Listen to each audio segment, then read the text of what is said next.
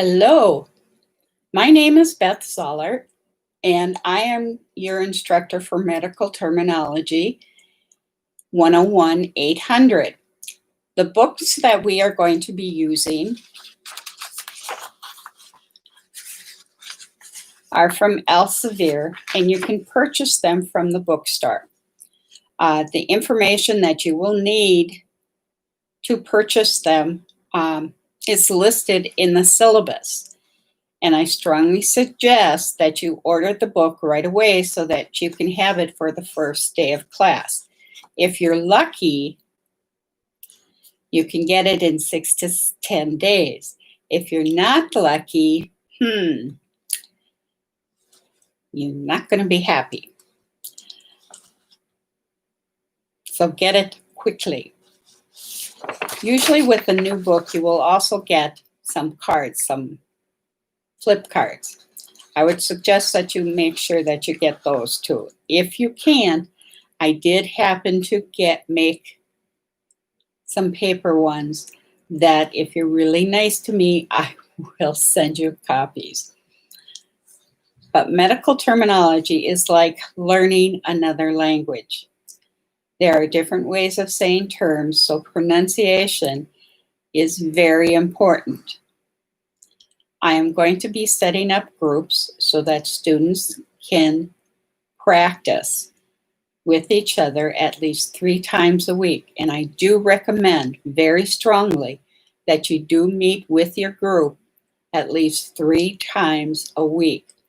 It can be for 20 minutes, 45 minutes, an hour. I wouldn't recommend too much more than that, but you can use that time for each of you to practice your pronunciations, your spellings, your definitions, because that will help you in the overall class. You'll need to also use the word roots, common vowels, common forms, suffixes, and you will have to do memorization. And by working in groups, it really will become easier because they'll egg you on. If you're not holding up your own weight, believe me, they'll let you know, and they'll let me know. Well, I'll know anyway because I'll be peeking in on your groups. But I want to also let you know that the first 3 chapters of the workbook I find are very important. The first chapter is the introduction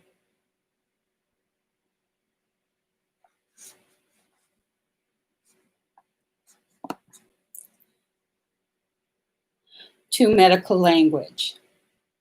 That includes Greek and Latin word parts, eponyms, which are derived from names of persons or places, acronyms, those are formed from the first letter of a phrase, such as MRSA, MRSA, which is methicillin-resistant Staphylococcus aureus. And then we have modern language, which are terms derived from the English language. Chapter 2 is body structure, color, and oncology. We have body cavities such as the abdominal pelvic area, the thoracic area, and that describes everything that entails. And the different colors show what influences some of the diseases. For example, blue, if we think of the word root, cyan, which is, you think of it as cyanosis. And chapter 3, we have as directional terms, and including planes, positions, regions, and quadrants. And when I talk about planes and positions, Positions are sitting positions, laying positions, those types of positions. So I strongly suggest that you work on those first 3 chapters as quickly as you can.